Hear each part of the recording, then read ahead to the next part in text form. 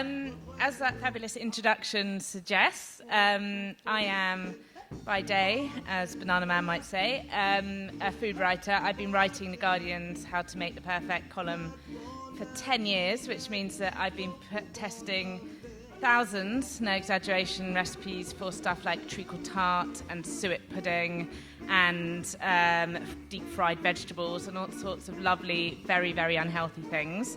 And yet somehow I find myself standing up here this evening talking to you about a book in which I cycle 2,334, let's be exact about this, kilometres around France.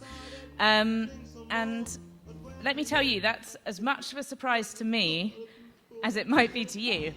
Obviously, France isn't untrodden ground for the food writer. My aim was to do a Tour de France, but instead of basing it around mountains or other landmarks, I decided to base it around 21 different foods of France that I really loved.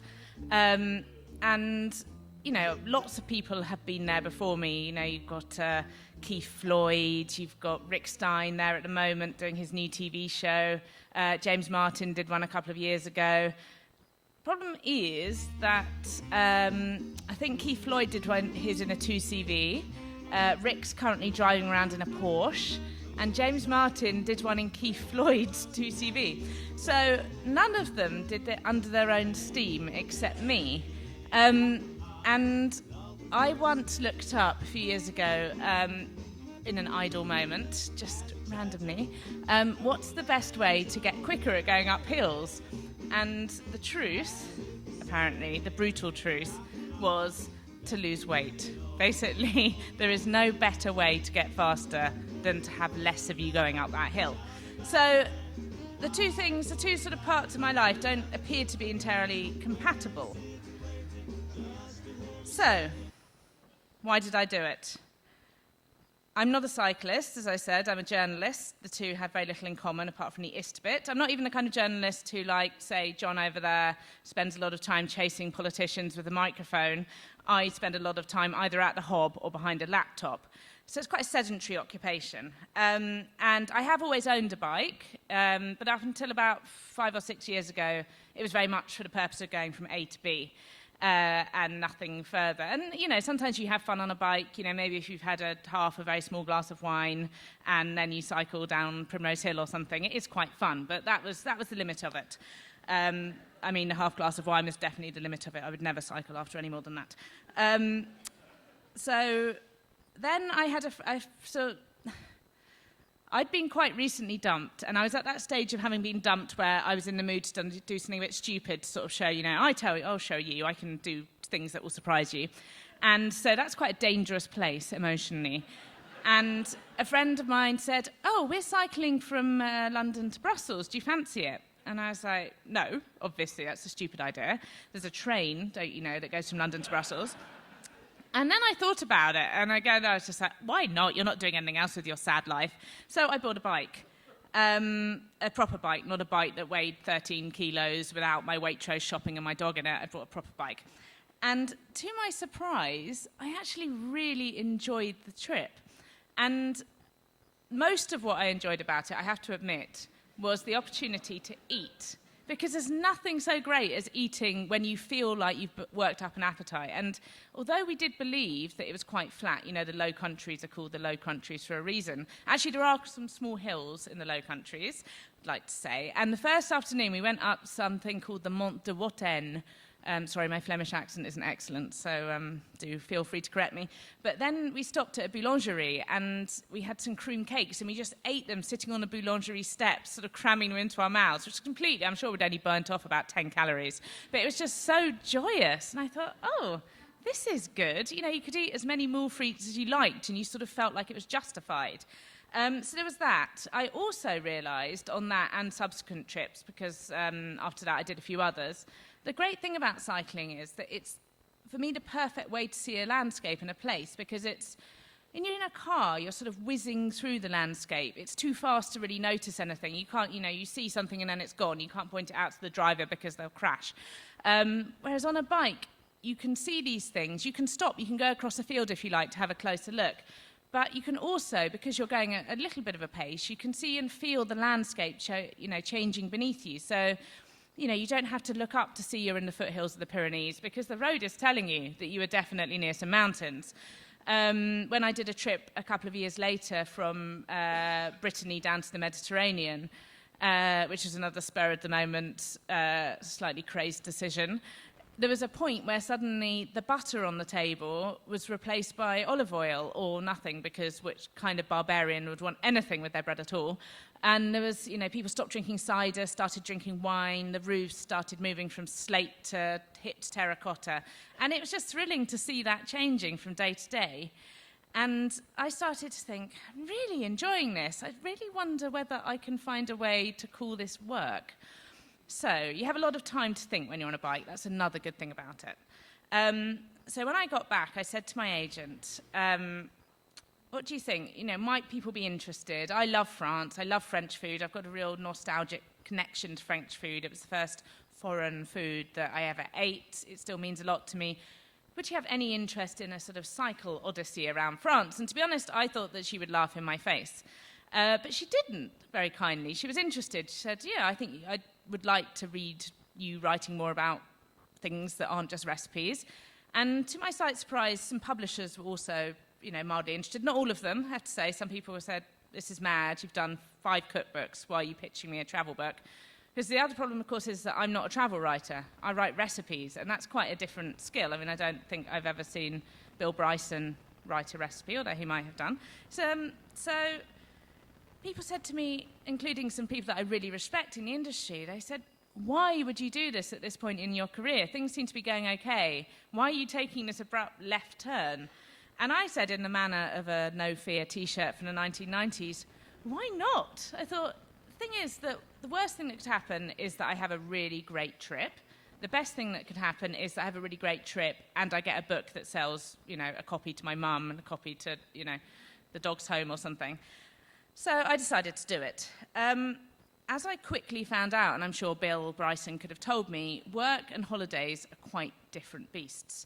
There were definite upsides to the trip. And when people ask me, did you have fun? I hesitate because there were bits that were fun. For example, I was cycling through the vineyards of Burgundy with a group of friends in the sun, and we stopped at a vineyard and we ate Boeuf Bourguignon, and it was delicious. Or the St. John winery, the London restaurant of the same name, they have a winery down in the Languedoc. I somehow wangled an invitation. I gate crashed, basically, their summer party down there. And that was amazing. Of course it was amazing. I ended up with my editor, who was also there, dressed in some lady's, he's a 6'4" bloke, dressed in this sort of skin-tight gold jacket. And that was just, that's amusing to see. But there was also some significant downsides to it.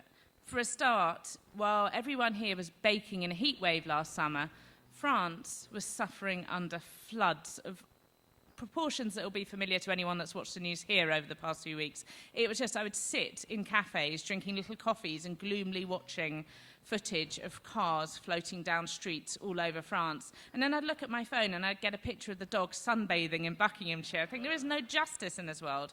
I was camping as well for most of it, which did not improve the situation.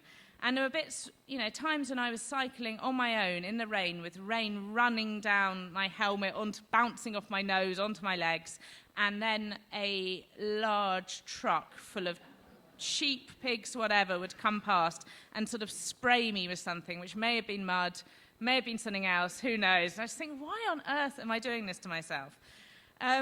Also, there were realities such as, now I didn't know this, France is the largest country in Western France. I'm sure everyone with a basic education knew this. I did not know this. And I realised that because I do a weekly column, I didn't have as much time as I'd like. So I thought, I'll take some trains between the bits that, don't need to detain me this time. The Tour de France takes luxury coaches, I'll take trains. I'm not going to make any jokes about France here, but there were rail strikes last summer. And when I say rail strikes, it was 2 days out of every week for almost the entire summer. And they announced the days in advance, but they didn't announce the trains that would be running until the night before. And in the north, maybe 40% of the trains are running. In the south, absolutely nothing was running. The only thing that was happening at the station were protests. So I ended up doing quite a lot of cycling that I didn't even intend to do, had no reason to be doing, in places that had nowhere to eat anything, let alone a sort of anything particularly gourmet. So I spent, a few nights eating crisps donated by kind people at campsites and sort of weeping into my phone. But, you're writing a book, the show must go on, you're there to entertain. There were points when I'd written it up where my editor said to me, I think this is a bit of a downer, this bit. And I just thought, well, it's sort of hard to make something like that, when you wake up on your birthday and you can't, you've been terrified all night because you're in an awful campsite on your own. It's sort of difficult to make light of that. But Matthew Fort said to me, I did a talk with him about his Vespa trips around Italy, and he said, you rely on other people, don't you, to bring your travels to life? And I thought, that's actually very true. That's a good travel writing tip. Brings me to another point, which lots of people said to me before I went, aren't you scared of doing it on your own? And I thought, I wasn't any more than I would be in the UK, which is to say not very much, because I believe most people are fundamentally quite nice. And also, I'd read Dervla Murphy, who cycled from Dublin to Delhi in the 1960s with a gun under her pillow, and I thought, this is nothing, this is France. But I was worried about going to restaurants on my own, oddly, even though in Britain I have absolutely no problem going to a restaurant on my own. I always think, it makes you look like a mysterious femme fatale. In France, I just thought it made me look a bit sad. But of course, in France, because the idea of eating well is taken seriously, of course you would go out to eat. Just because you were on your own, that didn't make a difference. And so if I did get any funny looks being in full lycra, a woman on my own, I didn't see them. They were always very polite. And I learned to not say, just a table for one, please, when I went in, because they'd always say, what do you mean, just one? And I sort of felt very told off. I said, gosh. And that was lovely. And of course, in France also, in rural France particularly, there's that courtesy that everyone talks to you, so you can be innocently brushing your teeth in your pyjamas in the bloc sanitaire of a campsite, and an enormous hairy man will come up, also in his pyjamas, sort of, and just say, bonjour, madame, bonjour to everyone, and you'll say bonjour and then carry on. And so, it's not quite as lonely. And I tried that when I came back to London, not in my pyjamas, I have to say. And got a bit of short shrift, I have to say. And so I didn't really feel scared. There was only that last time on the last night before my birthday where I felt a little bit worried. But in general, people were just lovely all of the time. So that wasn't really a problem for me. The last point that people said, which is the thing that worried me the most when I was planning this, was, hasn't it all been done before? And I thought, well, as I said, I'm certainly not the first food writer to go around France finding delicious things to eat. However, as far as I'm aware, I don't think that, for example, Ernest Hemingway visited the Apple Tapping Museum in the Loire Valley to admire their fine collection of apple coring instruments through the ages. I'm not aware that James Martin had the pleasure of meeting the ceremonial Grand Master of the Brotherhood of Brie de Meaux, who wears a special crushed velvet hat in the shape of a large brie, and robes, and has a sort of scepter type thing. I don't think he had a private brie tasting with him. And I'm not aware, although I might be wrong about this, that Henry James ever paid a visit to a cabbage fermenting factory in Alsace out of season and made any of his friends, if Henry James indeed had any friends, go round on a guided tour of this deserted cabbage fermenting factory. So I would say that in some senses I was uniquely qualified for this odyssey, because I might not know everything about French architecture or history. I certainly don't have any Michelin-starred chefs on my speed dial, sadly. But I am a woman who is prepared to eat an oyster the size of my head. And in fact, I did. And other things that I ate gamely on the trip, and I ate really well in general, but the andouillette, which I'm sure some of you here will have tried, and some of you may even love, I actually did, after a few tries, learn to make my peace with the andouillette, although I have to say that it's not my first order in a restaurant, but I persevere. And I thought I will try absolutely everything, and I just had an absolutely fantastic time. So, yeah, I think that I'd answered my own question, why did I do it?